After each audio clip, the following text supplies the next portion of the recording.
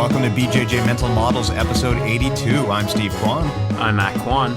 BJJ Mental Models is your guide to a conceptual and intelligent jiu-jitsu approach. Instead of a bullshit approach. Are you referring to anything in particular? I mean, fuck off, Clay. Stupid fucking cats. I hate when cats see that you've had like an ice cold beverage and then the condensation is on the outside and they're like, fuck, that looks delicious. I'm just going to lick the outside of your cup or your bottle or whatever. Here's a question. You've locked yourself in a room so that you can get some silence to record. Why did you lock your cat inside the room with you? Well, I mean, I got to have my cats in the room. Yeah, it's funny. I can totally relate to the dilemma of cats. I think we talked about this on the past episode about how before you have kids, you love your cats like they're people. You think of your cats like they're children. But once you have kids, the cats are just, they're just a nuisance. They're just like furniture that shits. Yeah. No, I keep them in here because they add to the show, to be honest. Raja and Clay. They're our co-hosts. Yeah, and to answer your question, yeah, there are shitty jiu-jitsu approaches, but I don't want to make more enemies somehow, so... Everyone's jiu-jitsu is really good. Well, you know what? Everyone trains properly. One thing I would actually like to do at some point is, you don't have to call out names, but it would be fun to do an episode where we just talk about a lot of the wrong things that people do when they do jiu-jitsu or when they teach jiu-jitsu. Like there's a lot of really common patterns you see. Yeah, I think that's a good idea. Yeah. No, it's true. And I think actually it's sort of becoming less common now to have poor training practices, but that being said, there are still, I think, gyms that don't know what they're doing. And I think an interesting discussion would actually be like, what are the main causes, that attribute to a gym never changing their teaching style, or why people from the gym never, some gyms you go to and everyone is pretty low level, and then other gyms you go to and everyone's high level. And you don't mean low level in terms of belt rank, you mean in terms of skill. Skill, yeah. So there could be some high ranked belts, but you roll with some purples and browns and you're like, oh, I think you're, I don't mean to sound cocky or anything, but just to call things how they are, it's like you don't feel like a brown belt or you don't feel like a purple belt. You can kind of just tell that, something's missing. And I think a lot of it is the teaching methods and also the instructor as a person, because if they don't continue to grow and try to improve their teaching styles and their jiu-jitsu and their strategies all the time, then you kind of fall behind. Well, there's so much good quality instruction that you can get out there now. You can get access to the best in the world for a relatively affordable price just by finding good quality online education. Mm-hmm. And I think that has moved the needle a lot, where overall, I would say the quality of the average grappler and the average instruction has gone way up. And I think a lot of that is just that there aren't that many secrets anymore.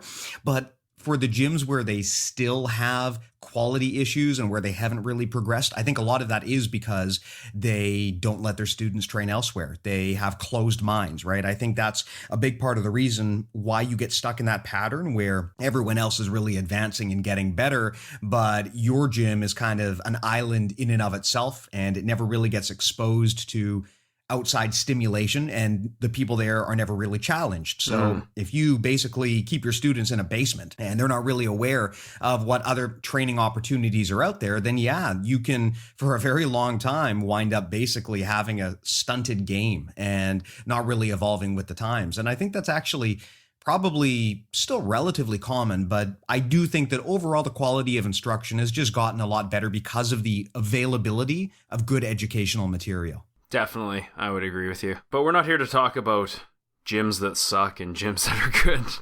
Let's talk about something else. Well, now I kind of want to talk about gyms that suck. I just want to talk shit for an hour. These guys fucking suck because... See, if we're going to talk shit to basically the entire community, we have to get Rob on here so that we can at least throw him under the bus and say, oh, that was all just Rob. We were just along for the ride. He was the one who was instigating the whole thing.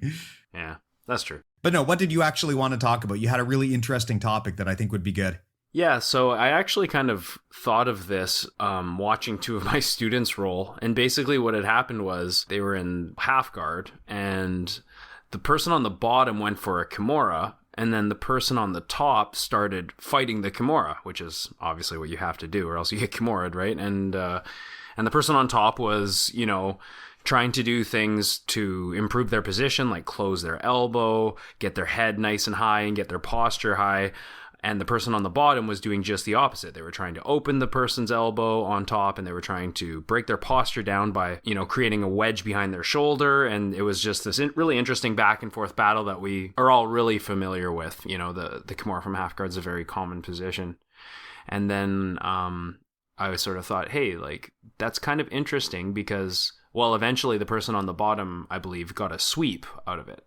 But there was a moment leading up to that sweep where the person on top was still in alignment enough to maintain a strong structure and not get their hand put behind their back with the Kimura. So I thought, hey, is there a name for that? Is there a term for that moment where, in this case, maybe it's you're fighting for a lever where let's say you're defending a Kimura, and then at some point, there's like a breakthrough where you lose complete control of your arm, or a moment where you kind of have to change your strategy because you realize that you're kind of past the point of recovery, and for example, you might have to get swept and roll or something like that. Is there a name for that moment where you kind of have to make that decision? And then I asked you, and you said, yeah, there is a name for that, Matt. It's I guess you called it the tipping point, right? Yeah, so I first really got into this idea when I read a book of the same name. There's a well-known book, and it's 20 years old now, so I'm feeling pretty old. It's called The Tipping Point by Malcolm Gladwell, and it's basically talking about this exact concept. Now, not in the context of jiu-jitsu, of course, but it applies. And basically what he's talking about is that for any trend, there's a moment where the momentum really picks up, where the trigger really gets pulled and things really take off like crazy. And it might take a while. There might be a long period of time where you don't see a lot of progress, but then all of a sudden, there's just a massive amount of movement. And you see this a lot in things like new products or pop culture. Things can be around forever, and then one day suddenly they just hit that point where they just start moving like crazy.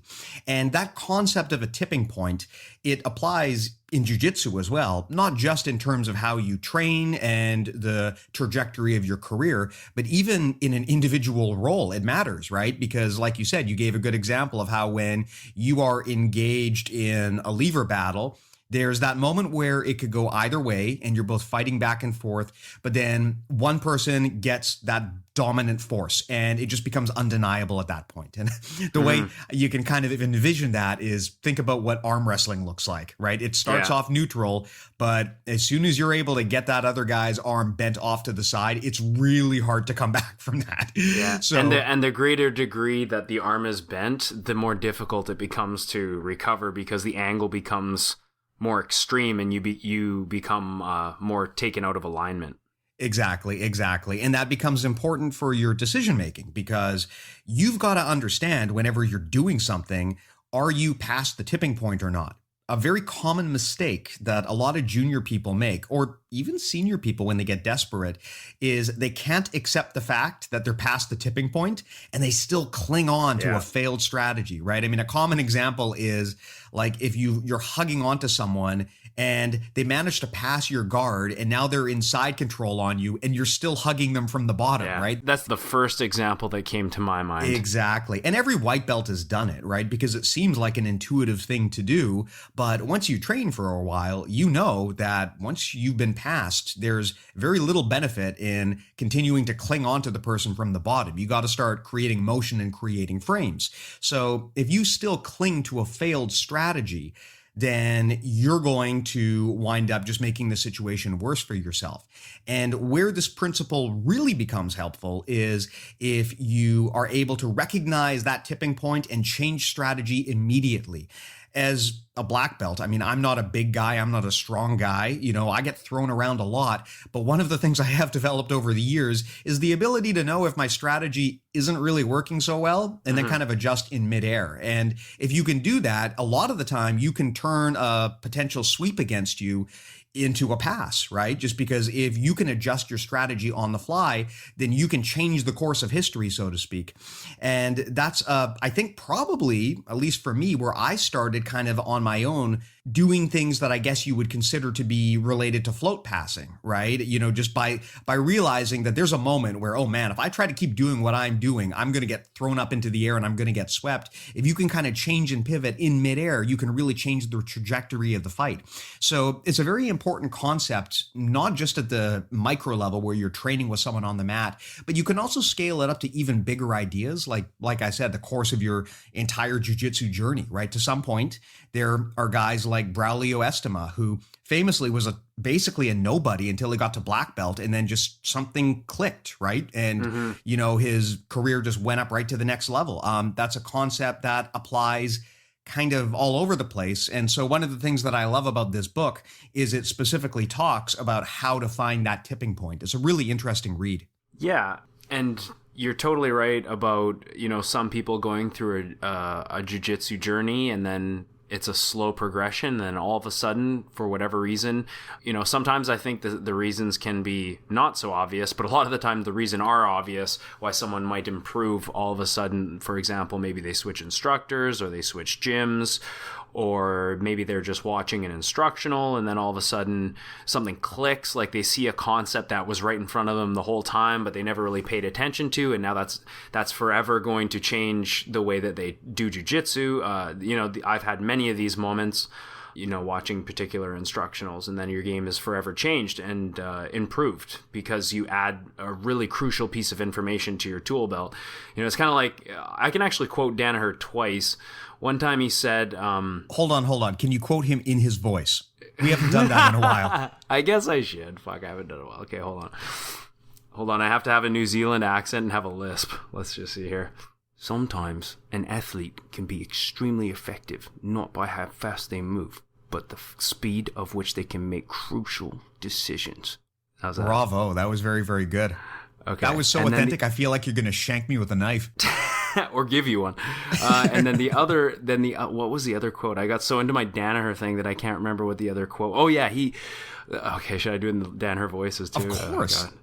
Was it a good Danaher? It was a very good Danaher. I just sort of mumble and speak very quietly and just do like a really shitty Australian accent. That's all I do. Basically what he does too. Yeah. I firmly believe you can come into contact with someone for a very short amount of time and make great progress. Now, did he actually say that, or do you just bullshit that? I'm pretty sure he said that. You may not be able to find it on the internet because I heard it on a video. It's probably on YouTube. It was like it was a background thing on John Danaher. It was kind of cool. He actually, in that, just off on a tangent here, I think in that very same video, he did a childhood story about knives. No, but it was from like a childhood story back in Kiwi land over there.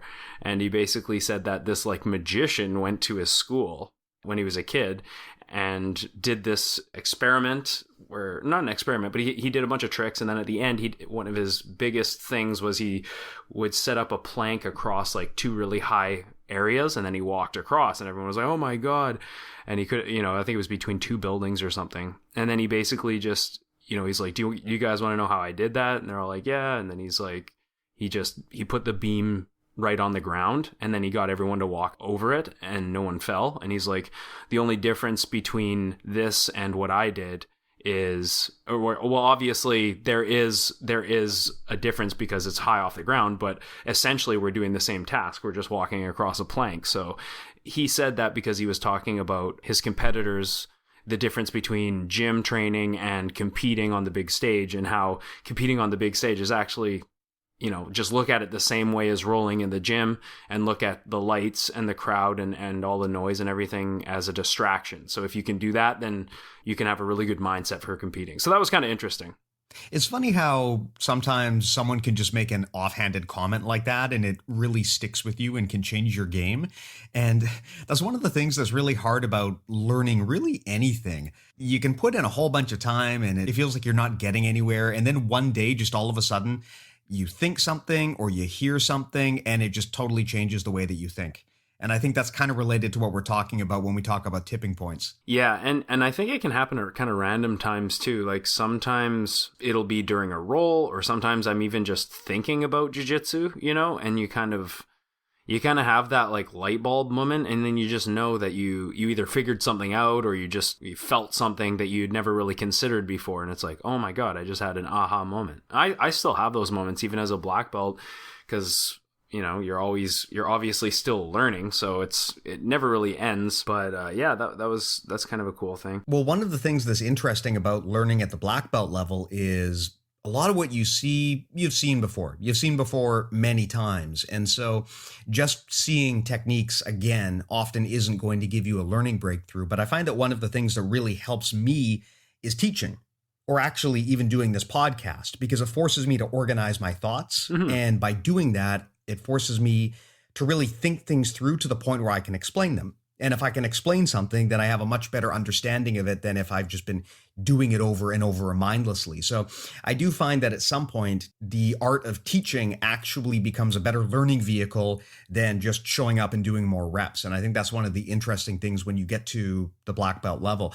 But yeah, I've had moments like that as well, where I'm just getting stuck on something over and over again and could go on for months. And then one day a thought just comes into my mind. I mean, one problem that I used to have is I used to get tied up in people's guards all the time. And one day I thought, you know what? What if I just never let anyone grab me? Yeah. What if I just prioritize that above anything else? Like, just don't let the person grab you. Don't even worry so much about the past, but I'm just not going to let this person get any dominant grip on me. And that was when I started to really shift my mindset towards the understanding of the importance of managing grips and how they really dictate everything else that you do. So for me, that was definitely a tipping point where my game accelerated much faster after that. But one of the frustrating things about jiu-jitsu, and I think one of the reasons people get so frustrated when they talk about plateaus, is you can't really easily predict or control those moments. You can, sometimes you have a whole bunch of these back to back, but sometimes, you go to class regularly for months and you feel like you're just not making any progress. And then all of a sudden, one day you hit that tipping point, and I kind of feel like the thing that's challenging is you can't always really will that into existence. And I think people want a sexy answer about how to have those big breakthroughs, but really there is no sexy answer. It's just, you just have to keep showing up. Yeah, I just thought of a new example of the tipping point. First I talked about Kimuras and stuff, and then I did a great impression of John Danaher. But the one that actually just came to my mind, it's actually a story from, I must have been a blue belt at the time. So this is probably like 10 years ago. Do you know Morgan, right? Now there's a name I haven't heard in a long time. Matt and I have an old training partner named Morgan back from when we were, I think, blue belts. Yeah, and I went to school with him too. I think he's a year older than me. But anyways, great guy. And I remember training with him. He used to do MMA, and he was training for a fight. And we were like wrestling, and he's very lanky, like he's very tall. I'm only like 5'7" and a half, 5'8". He's probably like 6'3", like pretty tall, maybe even taller. And so we're just grappling. And I remember I think it was a hip toss. I want to say it was either a hip toss or a seo. And this is no gi. And then I grab him and I just I go into my throw, and he is totally postured up, like hips in, postured up, does not want to get thrown. And then, I got underneath him. Probably someone my own height, I might not have been able to get that tipping point where okay, now you're going over. It was depending on that person's understanding of grappling and if they were caught off guard or not. He was posturing so hard, head right up in the air, and then I caught him and I threw him, and instead of going with the throw and tucking his head in, he basically got spiked, and it actually he couldn't even fight after that. Oh man, he missed his fight because of that. So I felt so stupid. I was like, what the fuck am I doing going in for But at the same time, it's like he kind of should have gone with the throw, right? And that's kind of why I think learning judo and learning forward, break falls and things like that, that's so important. So he should have recognized where the tipping point was there and just kind of gone with the throw, right? Well, that's actually one of the things that's terrifying about judo is it takes a long time to get good enough to the point where you're comfortable in that environment. Judo is all about tipping points. Really, judo is all about using your hips as a fulcrum and getting the person over top of you and throwing them. And that's why when you look at really high level guys and you see those highlight technique videos and these crazy reversals, it's all a matter of understanding tipping points and not letting yourself go over the other guy's hip as a fulcrum. And if you can do that, then you can avoid a lot of really, really good throws otherwise. I mean, you see these crazy highlight videos of like someone going for an uchimata, and then the other guy just like bounces around and turns it into his own uchimata. And you look at that and you're thinking, man, how could you ever actually do that in a live roll? But with enough training, and if you've seen that situation enough times, and if you understand the concepts enough, then you can actually make those decisions really quickly. And this harkens back to the quote you gave earlier, which is that a lot of the time, it's not about how fast you are. It's about how fast you can make decisions. That's way more important than actual athletic speed, is the ability to make the right decision quickly. So if you ever encounter a situation where you are past the tipping point, if you cling to the same strategy that you were using before, it's not going to go well for you. You have to pivot and adjust. Yeah, and I've mentioned before, many times Gordon Ryan, but he's kind of the example that comes to my mind. He even says himself, like, he's not very explosive. He's not fast at what he does. And when you watch him grapple, it's kind of interesting because it's true. He really doesn't move very fast. Like, he can move fast, but it's not his main attribute, and it's not really what his game is based on. He's very strong isometrically. Like, once he gets you, he's really strong, but he doesn't move exceedingly fast. He just knows how to make decisions so fast. And if you've ever watched his instructionals, I really like the guard passing one. At the end, when he narrates his rolls, it's just crazy. Like, he tells you exactly what he's doing. You're like, holy shit, that is really impressive. And he just cuts through guys' guards, and it's really helped my game as well. So that's kind of one of those examples of where I made huge strides after I watched that DVD specifically, was his guard passing one. Yeah, so maybe we can provide some very specific examples here of tipping points and how you can adapt when you're past that tipping point. So a great example that we talked about earlier is clinging to the person from the bottom even after they've passed, right? That's a very obvious example. Is if you are holding on to the person, there is a moment where you understand that they are basically moving into side control, and clinging to them is no longer going to help you. So you have to pivot. Another opportunity is if you are trying to maintain guard and your opponent is basically in the process of passing. They're effectively at that retention phase where you're almost past. Sometimes if you just continuously try to keep your guard, it's already a lost fight and the person is going to pass you, but you can use that time to switch strategies and maybe turtle away or do something different. Mm-hmm. And you can use that opportunity to change the game plan and actually make the outcome less terrible for yourself. So there are some examples when you're having your guard passed as to what you could do.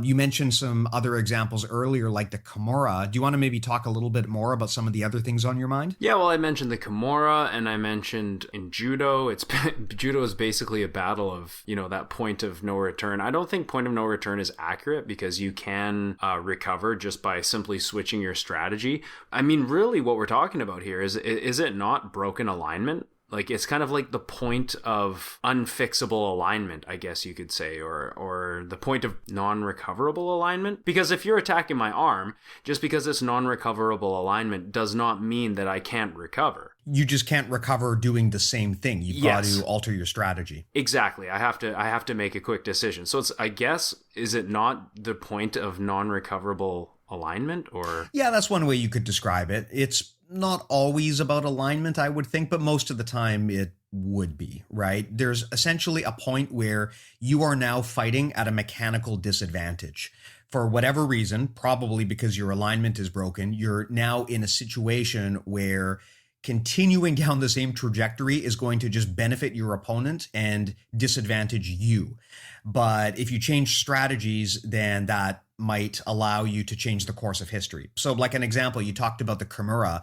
A common mistake with the Kimura that a lot of people make is they try to just like continuously roll out of it if they're on the top and the person is trying to Kimura them from the bottom. That's not going to get you anywhere though, right? It's going to just open up avenues to your back or to an arm bar or to something else. So you have to really think about how you want to get out of there. You can't just play into the strategy that actually is mechanically stronger for your opponent. Mm-hmm. So you say that not all are due to alignment. Can you name me one example of the tipping point in jiu-jitsu that is not related to alignment? Well, in terms of mechanics, that's one thing. In terms of strategy and just general concepts of momentum, obviously those don't relate to alignment. Like if we're talking about things like learning breakthroughs or we're talking about momentum in your career or your business, that's different. Physical jiu-jitsu application. Yeah, if you're talking about actual physical jiu-jitsu, I think probably the main situation where it would not necessarily be about alignment is if the person is not even necessarily controlling you, but is able to get around you to your side or your back, or they're able to exploit you in midair. I think that's why you see this a lot in judo, is because you can technically have your alignment in the air and then all of a sudden it's gone very, very quickly, right?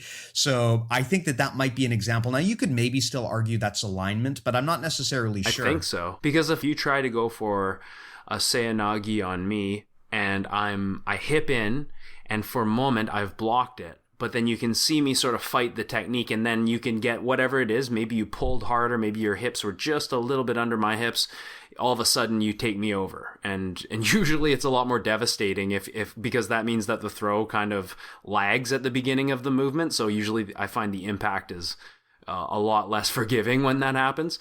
I mean, still, is it not a matter of broken base at the tipping point? I think the main difference is if you want to defeat that tipping point, you have to pivot your strategy before you hit the tipping point.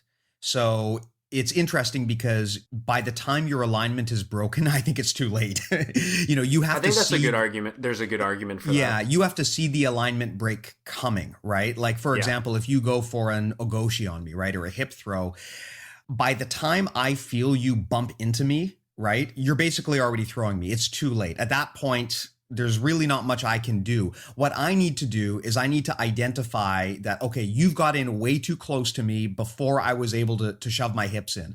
So I have to change strategy right now, because as soon as you go for that throw, it's too late. So I think that in that sense, yes, it's related to alignment, but you're trying to fix the problem before your alignment is broken. Like the whole thing about a tipping point is if you're already at the point where your alignment is broken, probably it's a little bit too late for you. And I think a lot of the time when people talk about tipping points, probably what we're talking specifically about are like a lot of more momentum-based techniques, or techniques where there's a fulcrum or the person is in the air. Mm-hmm. So it's maybe not something that is constant throughout all of jiu-jitsu, but really I think whenever there's like a fulcrum at play, you're probably going to be able to have this conversation about tipping points. Yeah, and we've talked about some examples of learning jiu-jitsu and having that tipping point where you make a great stride, and we've talked about some physical examples and how that pertains to alignment and everything, but also, we should also probably talk about things like what comes to my mind is businesses. For example, someone starting a business, I think you can kind of make two ways happen here, where maybe the business is slowly bubbling and starting to get some real interest, and then all of a sudden it just blows up and it just skyrockets, and the person really starts to make money, and then they have to hire employees, and the business just grows and grows and grows. And then there's also that person who's not as lucky. They start their business and then it's just not doing well, and it's costing them money, and it's not making any money. And then at some point, they kind of need to know when to hold them and when to fold them, and either switch up their strategy and pivot, or kind of fold to save further losses. It's funny you mention that, because this is actually something my wife suggested we cover on the podcast, which is like when to give up. When is a strategy failing to the point where you need to change? When do you abandon your decisions? And it's a very, very hard thing to do emotionally if you're invested in something, is to choose to abandon it. Now, at the micro level, in the context of jiu-jitsu, this might just mean, okay, I've got to switch to a different strategy on the mat. But in life, you often have a similar situation where you have to understand when the momentum is just against you. The reality is that a lot of people think that you can just hustle your way through everything. And it is definitely the case that you need to hustle in order to succeed most of the time. But hustle is not going to guarantee you success. You also have to make smart decisions and make the right decision at the right time. And a good way to do that is to know when basically you're past that tipping point where the momentum is now moving against you. The force is moving against you. It's funny you brought up this business example because in the last week, I've heard two really successful business people, not related to jiu-jitsu in any way, talk about this. And what they effectively said is that, look, you can be the smartest guy in the room, you can have the most resources at your disposal, but a lot of the time, success is just about events and how you react to them. Like, if you're in the right place at the right time and just all of the stars align, then things can work out really, really well in your favor, right? And sometimes you can do everything completely right, but just due to the fact that the circumstance was not right, you don't get that momentum. Maybe you make a product that's really innovative, but the world just isn't ready for it. And then 10 years later, someone else does the same thing and suddenly the world's ready for it and they get super successful. And that's a really frustrating thing as a business owner when you see someone else succeed doing something that you tried to do and failed at. And the reality, though, is that a lot of the time, timing matters. Like, you've got to be in the right place at the right time. You've got to have the tailwind behind you because basically when you have momentum on your side, that's when you have the right opportunity to strike. Like, I know people who focus on making like virtual technologies, stuff that would be ideal if you want to get stuff done from home that you would normally do if you had to go outside. Well, due to COVID-19, if you were working on a company like that right now, your timing is perfect. Mm-hmm. I mean, look at Zoom, right? The tech company that just became gigantic. And a big part of that was just timing, something that they never could have predicted. But on the other hand, if you've got a business that's running in the opposite direction and you've got all of the world against you because it's just not the right time, that's when you have to adjust your strategy. You can often wind up making things a lot worse by just continuing to fight the inevitable. So yeah, as a business, I mean, that's a great point. Like, I know people who have been basically stuck on a treadmill with their business for decades. They've made no progress in 20 years simply because they just haven't been able to strike out and make that thing that actually gets traction. And unfortunately, no matter how smart you are, there's really no good way to predict whether you're in the right place and at the right time. I mean, you can try to predict it, but the reality is more people fail at that than succeed. And I think, frankly, if you're able to predict the future, you're probably more lucky than you are smart. Yeah, it's funny you bring up the COVID-19 thing and the online like Zoom explosion. Like, everyone's using Zoom right now, or at least they were during the lockdown. It was super popular. I was actually talking to my computer guy about that today,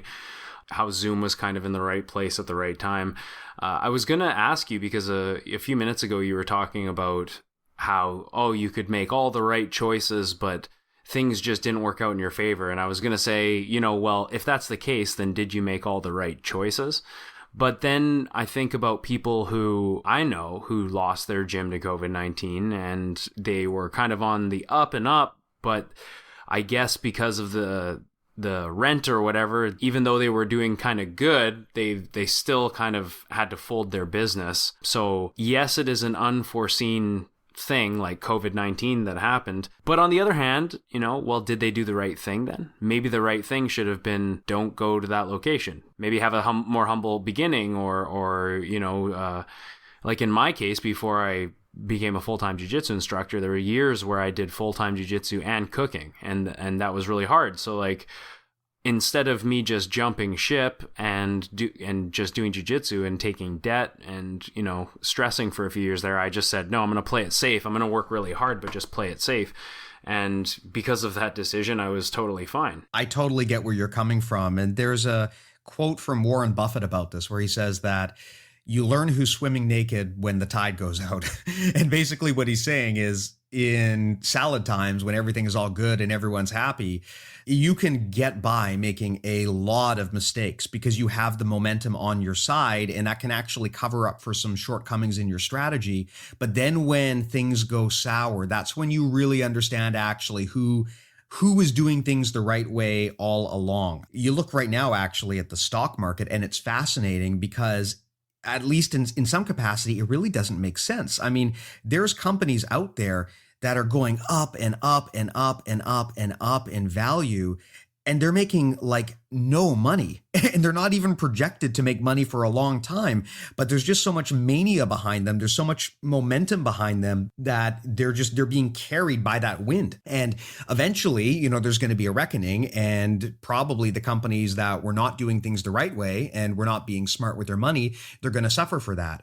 So, but that said, though, a lot of people are going to get rich in the meantime, right? Like there's a lot of companies right now with crazy valuations that are not making money. And that's actually kind of weird when you think about it. And a lot of it is just about timing, right? If you're in the right place at the right time, then you can position yourself in such a way that you have all of the cards in your hand, right? And there's really, I don't think, any good way to know that that's going to happen. I think really the only thing you can do is take as many swings at the plate as you can, right? You know, they say that you miss 100% of the shots that you don't take.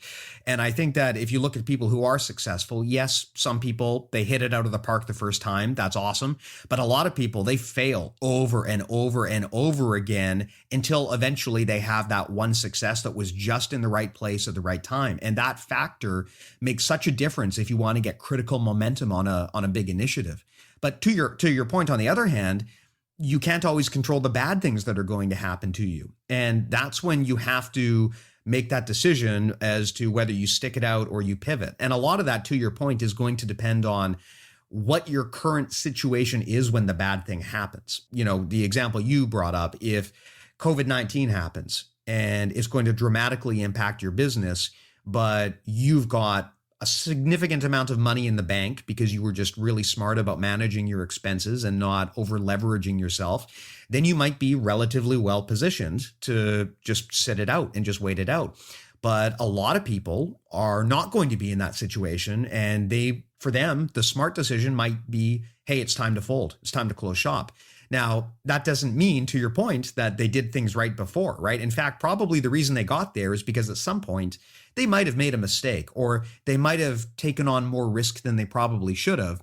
But at that point, when the bad thing happens, that's when they've got to decide, like, okay, what do I do? Do I just declare bankruptcy and close the business? Or do I like sell my house and all of my possessions to try to float this business and then possibly wind up having absolutely nothing, right? Like it's a very, very challenging thing to do when your baby's on the line and this business that you worked so hard for is under attack. But you do have to know that some battles are worth walking away from. You don't necessarily want to fight a battle when the odds of winning are not in your favor.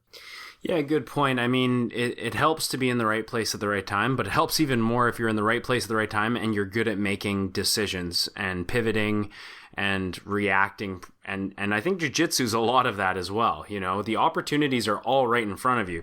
It's just a matter of, you know, recognizing when they're going to happen and then making the right choices. You know, anyone can win. It really is about chess moves in terms of jiu-jitsu, but also in business. If it's my dream to have this really big, great gym, you know, and I open it up and then I'm kind of in the red for many years, and then I'm starting to dig myself out, and then, oh, great, we're gaining momentum. And now we're starting to really get some momentum and things are going great. And then all of a sudden COVID happens. And then all the momentum that's taken years to accumulate is now gone. And, you know, I possibly could go under. And when it starts again, who knows? Maybe I do have to fold. You know, well, that happened. You could say, yes, COVID is uncontrollable. But on the other hand, it's like, but your business is kind of built on a foundation of risk and greed, really, and a desire for status.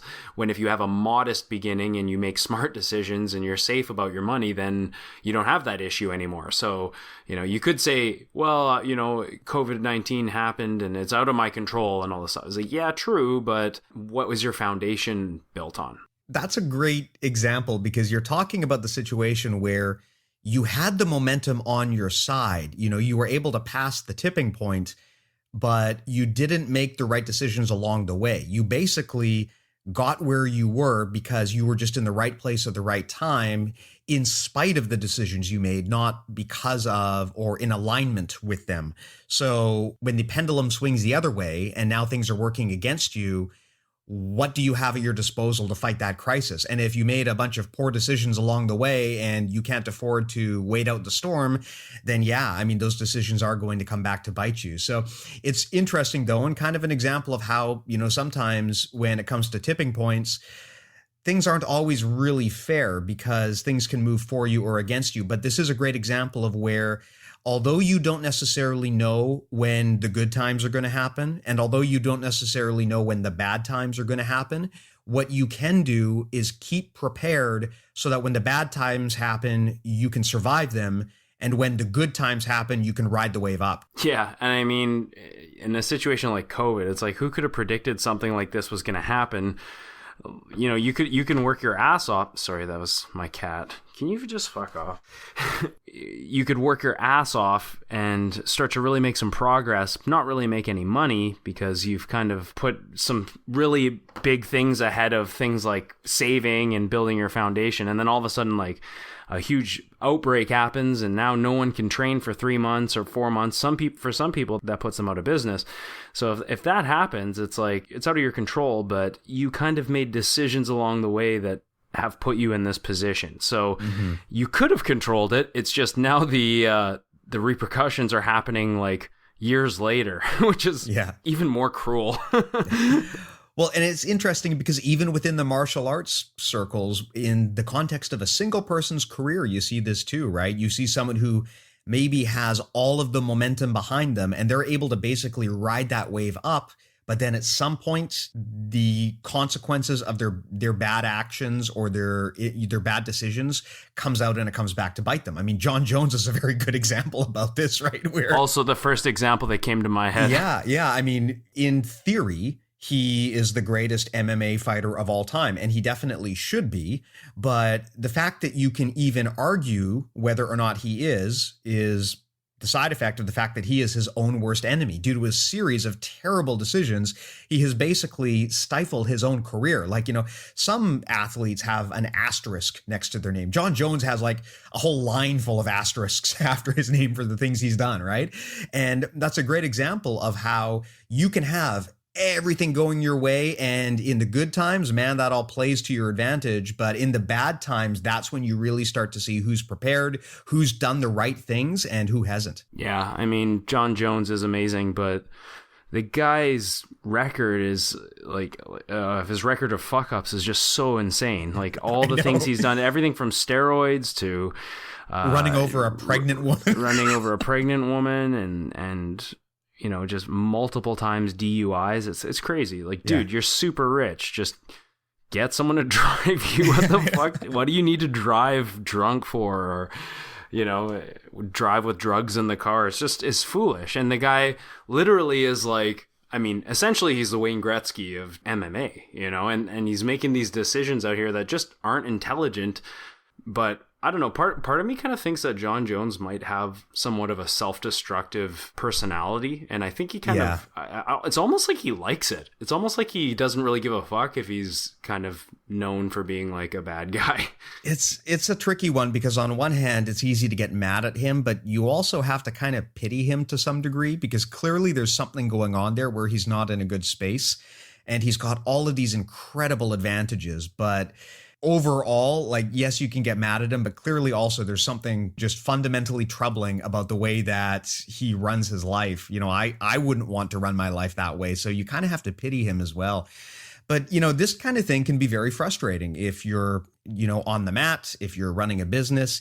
It sucks when you're there doing everything the right way and you see other people around you who are maybe not even putting in the work that you are. Maybe they're making mistakes, but they're having more success than you. And that's really one of the big challenges to any kind of growth endeavor. And in jiu-jitsu, it's so obvious because what can you measure more easily than jiu-jitsu, right? You put two people on the mats and one of them wins and one of them doesn't. It's very easy to measure who's better.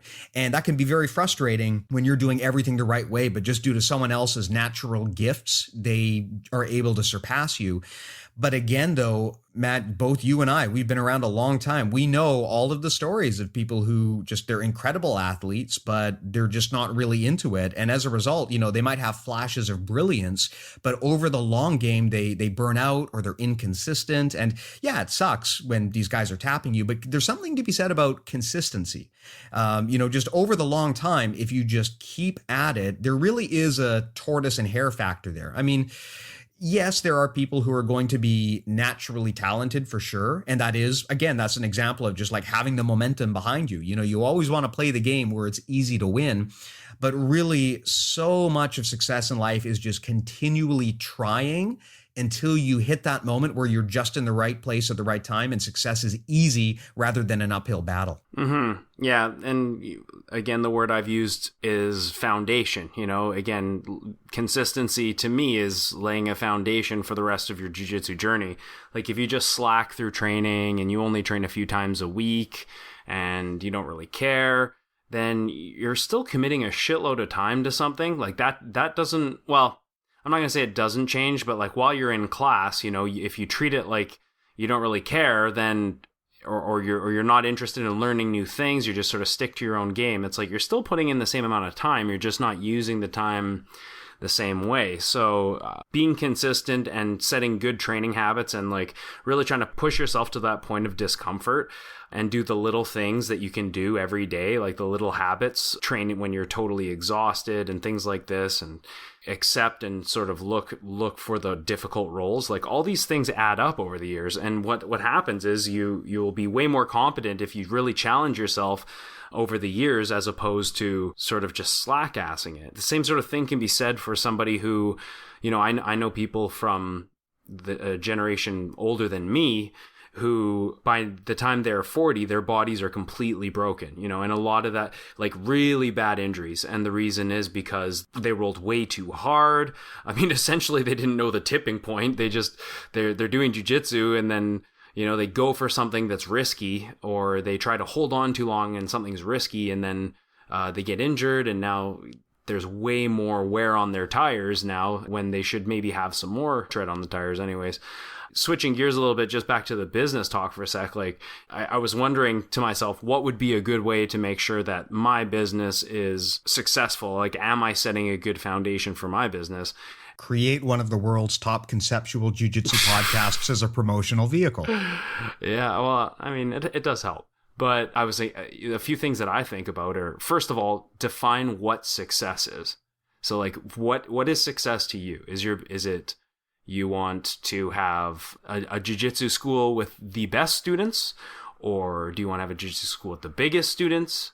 Is it all about money? Is it more about passion? Like, what is your success to you? When you find out what success is to you, think to yourself, like, am I spending more money than I'm making? Like, how can I make that profit margin as big as I can? Maybe it means having a smaller gym for the time being, or using used mats rather than buying all new mats, or maybe you got to wait to put in that shower in the bathroom or whatever like that. How do you keep your profit margins at a decent size so that your business is actually making you money? And then the third thing I would ask myself is, what is my time versus return ratio? Am I working 10 hours a day and not making any money at all, which is something that I've done before and it really sucks. Back when I used to cook, it's like you just can't make any money, and you're putting in all these hours and you're putting your body through a lot of stress, and you're just not making any money. Or are you, in my case, I teach jiu-jitsu a few hours a day and I feel like I'm doing pretty decent. So because I have a shitload of time, I can dedicate that time to other stuff and just feel healthier in general and be with my kids and stuff. So my time to return ratio is really good. So those are kind of the three things that I would ask myself. I think if I was wondering, is my business kind of setting itself up for success, or is it just like I'm living check to check essentially? Yeah, there's that whole hedonic treadmill factor where you have this incentive to buy bigger and get bigger and always be expanding. If you've got a new house, then immediately your mind starts thinking, well, how can I upgrade and buy a bigger house, right? And it's the same with jujitsu, where you start off with a small gym and immediately you're trying to figure out, how can I buy a bigger gym? How can I get more students?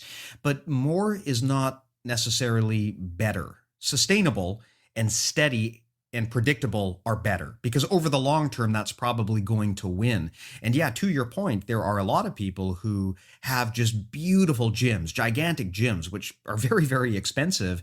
And those are the people who are going to be most at risk in the event of something like coronavirus. And, over a lifetime, there's going to be a lot of events that come up and they waylay your plans. And if you don't have any strategic capacity to survive those bad days or to pivot, then you're really doing yourself a disservice. Yeah, what is that book, Tim Ferriss? Is it the 4-Hour Work Week? Yeah, the 4-Hour Work Week. So that's what reminds me of that. Is it's like we're talking about time versus reward essentially, and it's like I kind of used to think that you work hard and you earn, and that's how it is. And yes, there is truth to that, but it's not necessarily the entire truth. I mean, you don't necessarily need to put in a lot of hours if you have the right job, and you can make a lot of money. And then I think that's where, you see the highest earners in the Pareto principle. That's where you see the people that can really maximize their time and have really fulfilling lives and have lots of success, is because they're extremely well at setting themselves up, building an awesome foundation, and then once they create a business that kind of works for them, they start another business, and then they start another business, and it just kind of steamrolls into vast amounts of success. So I think that's kind of, in a perfect world, that's sort of where my life would be going, but definitely reminds me of the 4-Hour Work Week, and that's a really great book, especially for people who want to just escape their everyday monotonous jobs.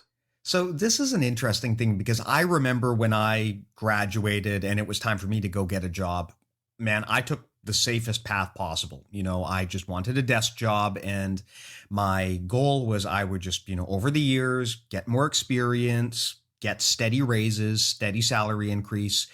Nothing scared me more than the thought of unemployment. I wanted to be on this treadmill, always moving up and up, because I thought that was how you succeeded. But, knowing what I know now and looking at the landscape and everything that I've learned over the last 20 years of working, the thing I realize now is that when you play it safe like that, you're not really going to hit a tipping point, because you're basically moving up little by little by little, but you're not really going to see those big exponential gains, because you're not doing the kind of things that would create that opportunity for you. And you mentioned the Tim Ferriss example of how, successful people, they're constantly looking for new ideas, spinning up new businesses, right? And each one of those is an engine of wealth. If you are just working a job, then it's basically money in, money out, right? You get paid, you spend a good portion of that money. Maybe you save a small percentage of that, you put it in an account. Maybe it goes up with the stock market. That's the way it is. You'll make something, but you'll never really actually see that big exponential growth. Where if you start a company or you take that kind of risk, then you create a situation where you're creating an engine of wealth, like a machine that ultimately generates money for you. That's what a company is. And the nice thing is, if you have a job, you have to work to make money. If you build an engine that makes money, which is what a business is, then you don't have to work on that engine. And you can then focus your time on building other engines. And that's why the rich get richer, right? That's a big reason why, is because they're so good at creating wealth generating engines in the form of businesses or investments or what have you. So again, though, I think really it comes down to, if you want to experience those big moments of massive growth, the way you've got to do it is you've got to try new things. You've got to take chances. You've got to go outside of your comfort zone, because if you just play it safe and just do the safe thing all the time, then it's very unlikely you're ever going to wind up in the right place at the right time to see big things. It could happen, but it's very unlikely compared to people who proactively go out of their way to seek those opportunities. Mm-hmm. So, great chat. Yeah. I guess if we were to cap this all together, Matt, in terms of tipping points, I would say that the interesting thing about tipping points is, in the context of jiu-jitsu, at a mechanical level, you see these things when you apply fulcrums. But at a strategic level, it's the same thing, right? You see people who just, for some reason, all of a sudden their growth just explodes. And from there's no stopping them. If you want to create those situations, I think the only really way to do it, and you tell me if I'm wrong, Matt, is to take a lot of swings at the bat. There's really not much else you can do, right? If you don't try and try repeatedly, I don't think you'll ever have the luck to create those situations on your own. You know, it's as they say, you know, the way to get lucky is to try things over and over again. Is there really any other good solution if you want to create tipping points than just consistently trying and always just putting your best foot forward? Yeah, I mean, that's been a great approach for me, is just be as consistent as you can and try and keep yourself open for opportunities. And we've discussed, I think, in the past about creating opportunities and making the most out of them. And I think that's really what sets successful people apart, and just being able to make those decisions in key moments and make that timing really worth something. That's where you see people, that's where you see fortunes made. That's where you see lives change. That's where you see people excel in athletics and all types of different things. So yeah, when you feel that there's an opportunity, sometimes you don't even get to see it. You just sort of have that feeling. If you have good instincts and you have the guts to act upon it, then, you know, great things can happen. And I would say that on the flip side of that, if you're on the wrong end of the tipping point and you're trying to fight an uphill battle against someone or something that has that momentum against you, that's when your preparation and your good habits are going to come into play. Because if you've been making the wrong decisions the whole time and the only reason you succeeded was just because you had momentum on your side, that's when you'll be exposed. But on the other hand, if you've done the right things, then you might be better equipped to weather that storm. However, though, one of the things to understand when you're past that tipping point, if you're on the losing end, there comes a point when you have to consider changing your strategy. Because one of the worst things you can do when the momentum is against you is to continue trying to fight momentum that you just can't beat. A lot of the time, you know, rather than trying to stop the train by standing on the tracks, it's better to just get out of the way. So that's something to consider as well, both in jiu-jitsu on the mats and also in your other endeavors. Mm-hmm.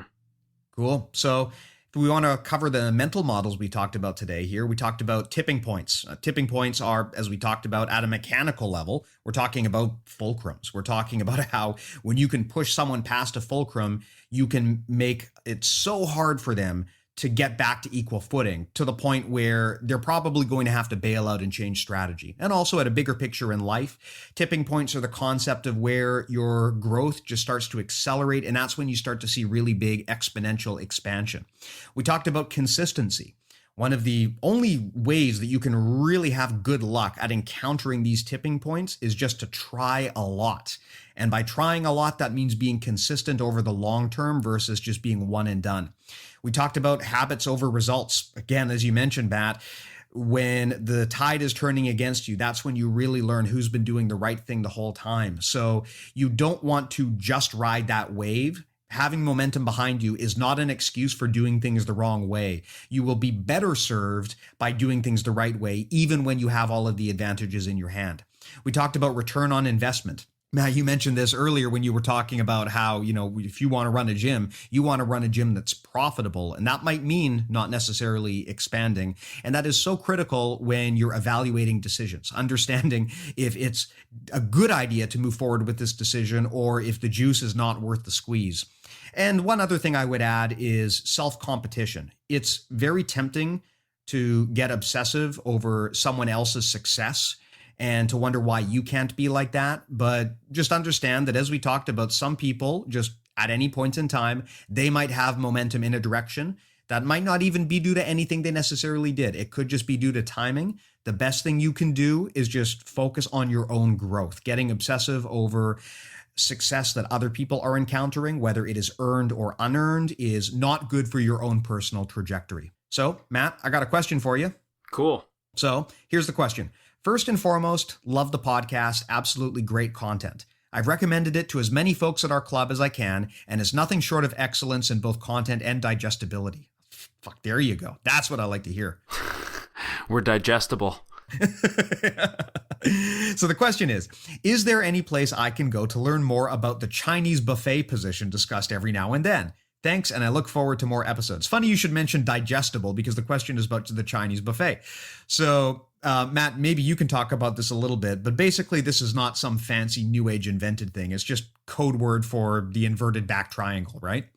Yeah, it's just the inverted triangle. Are we even allowed to call it the Chinese buffet anymore? I think it's just the buffet. Oh, is this like a racial sensitivity thing? Yeah. We're Chinese. We've eaten Yeah. at Chinese buffets. And That's true. hey, and for clarity, Matt, why is it called the Chinese buffet? Because there's so many options. Yeah, see, that's not racist at all. That's a completely justifiable answer. There are so many options. I love those Chinese buffets in the States that have like food that is not Chinese, and there's always an ice cream bar, and there's like sushi and pasta and all types of weird things there. Now that you mention it, I don't think I've ever been to a Chinese buffet that is only Chinese food. And I don't know if this is just like I don't know if this is just like how, like chain restaurants, they've kind of got one of everything. Like, for those of you who don't live up here in BC, you probably don't know what I'm talking about, but we've got these chain restaurants called like Earl's and Cactus Club. And they're like upscale McDonald's is probably the best way to describe them. They're like Upscale McDonald's. They're more expensive. It's better than McDonald's. Well, no. But what I mean is like, it's like it's like a template, a cookie cutter type restaurant, right? They're all exactly the same. They scale That's up true. like that. The food quality is much, much better, but it's like the most inoffensive menu you could ever think of. Whatever. It's literally every culture. There is no unifying theme. It's like there's one of everything. You could pull someone in from like Tanzania and they would probably find some like dish that they serve back home there. So it's funny that you mentioned that, because whenever I've gone to a Chinese buffet, they always have like concessionary food like that, where it's like, okay, fine. We have some like hamburgers or some fried chicken wings, and we have some ice cream. Just shut up and be happy. Yeah, it's those smorgasbords are pretty funny. The quality's not really great, but it's like you're always just stuffed leaving. Well, you don't go to a buffet because you're looking for quality. You go there because you're looking for volume. Yeah, that's true. And I don't like going to buffets, first of all, because for whatever reason, like every time I eat 1 pound worth of food, I gain 2 pounds. I don't quite understand how it's possible, but it happens. Yeah. But the other thing too is whenever I go to a buffet, I feel like I'm in a fight with the restaurant. Like, I feel like my job is not to eat and enjoy myself. My job is to make sure that I don't get ripped off because I paid for the buffet. Yeah. So one way or the other, I'm going to eat enough food that it justified going there. And that's not good for me. It's not good for my wallet. So I don't like going to buffets because for that reason, I find it a little bit stressful. But anyway, to answer the question, that's why we call it the Chinese buffet. It's just the inverted back triangle. Great position, actually, because the one mistake that I made for a long time from that position is I got so fixated on finishing the back triangle that I just got frustrated with the position, because I got short, stubby, inflexible legs. So I have a really hard time finishing that triangle. So I kind of thought, this isn't for me. But the thing is, the back triangle is actually probably one of the lower percentage submissions from the back triangle. You're way better off going for things like arm locks from there. So it is a great position because, again, there's just so many options to choose from. Yeah, I agree it is a great position, but I think I disagree about the triangle. I use that triangle all the time, and I know Really? it's one of those moves where when I teach it, I have the most people telling me that they just can't make it work. And one of the main reasons that I think people can't make it work is the angle of their hips, and they have too much of their opponent's upper body stuck inside the triangle. Yeah. They need to just have the head and the arm, like ideally not even the shoulder. And the way you do that is by controlling the far arm that's trapped in between your legs, and then you kind of scissor your legs wide open so you can get like a new wedge on them and pull it tight. And then from there, the bottom leg you want to make sure is just behind the head. Like it almost kind of feels like the head is escaping, but you definitely don't want to have your bottom leg like underneath their back, which a lot of people do, because you can still triangle your legs, but you don't have a good angle. And it's one of those moves where, like, a few of the landmarks that I use to know that I'm in the right position is my hips are almost facing down, like on a 45-degree angle. And also the foot that is closing the triangle is pointing vertical. So it's completely pointed up. And if I do those things and I set it up with that scissoring movement, and I know that not a lot of their back is inside the triangle, just their head and arm, then yeah, I can make that work quite a bit. It is a weird position because it feels like the right thing to do is to have both your butt cheeks on the ground and to be completely parallel with the person. But yeah, to your point, you actually, to get the right angle, much like with a standard triangle, you don't want to just attack it dead on. You've got to angle to the side, and that's what switches the angle such that you only get their head and their arm. Because otherwise, if you're just like both butt cheeks on the ground, then what happens is you wind up getting part of their back in there as well, and it just becomes a little bit less effective. But even if you do that, even if you make that mistake, you actually can still come up with a lot of other finishing opportunities, because yeah, you might not get the triangle, but you can always just grab that arm. It's right there in front of you. And I personally much prefer to do that. I just find that to be much more high percentage, at least for me. Yeah. I hate when people put me there and they don't know how to finish it, and all they do And then is you're there for squeeze 20 my minutes. head. Yeah, they just squeeze my head, and I'm like, well, I don't want to tap to this because it's stupid, but at the same time, I really want to get the fuck out of here, and I just don't want to fight out of it. I love training with white belts who make up submissions and then try to kill you with them. I've had white belts try to reverse head scissors me, and it's very, very uncomfortable. And I'm in the same position because I'm like, okay, this guy's probably going to screw up my ears or my neck or something doing this, but it's not even close to a choke. So like, what do I do? Yeah, I don't want to tap to this because then they'll think they should keep doing it. Exactly. It's like, I mean, I don't want to hurt my ears because I got stuck in a head scissors. I could easily get out of this, but I also don't want to tap out and give this guy a false positive and make him think that this is a good thing when it's like in reality, I just decided not to kill him. So yeah, I don't know. There's a lot of moves like that. I also trained with a guy. I love this. He goes for like toe holds when you're on his back. It's the funniest thing. Yeah. And you also don't want this person telling people that he caught you with this move. That's bullshit. true. The kind of person who would do something like that is also the kind of person who, if they ever got it, would tell everybody. Yeah. All right. So, for those of you who support us on Patreon, thank you so much. For those of you who don't, please reconsider your life goals. Supporting our Patreon is the most valuable thing you can do with your existence. At least I think so. And you were trying to add more content to the Patreon account. I don't know when this is going to be released, but I am going camping on the weekend, and I'm actually going to be training with Rob in Nanaimo at his gym. I actually think it's going to be one-on-one training, and I'm going to film the footage, and I'm going to provide it for our patrons. So yeah, if you're a patron member, you can have access to that awesome content. Hopefully I don't shit the bed when I think you should just make him roll for 20 minutes because he'll gas out after 10, and then you can just berate him and make fun of him, and we'll put that up for our patrons. Totally worth $20. Yeah. His system means nothing. It doesn't work.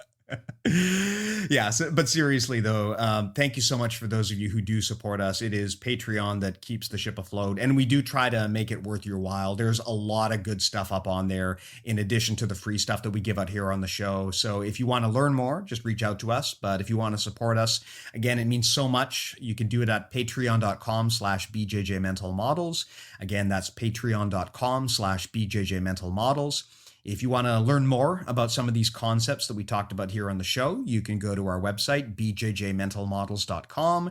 We've got a database up there of all of these concepts, as well as a form where you can send us your questions. If you want to support us in other ways, you can pick up our merch at bjjmentalmodels.com/store. We've got gi patches, t-shirts, and hoodies up there. You can also go to bjjmentalmodels.com/join, where you can get on our mailing list. And of course, you can also check us out on Facebook and Instagram to see what we're up to and to get regular updates from the show. Very cool. Very cool. Awesome. Longer one. That was a longer one. Well, I don't know. We got to edit out a lot of your stupid shit. That's also true. I find, I don't know if it's really entirely accurate or not, but it feels to me like when we do these late night recordings, it takes a hell of a lot more editing. I think probably. Really? I think probably just we're like very, very sleepy. So anyway, I hope this was useful to everyone. I'm going to go to bed. All right, guys. Thanks a lot. Take care.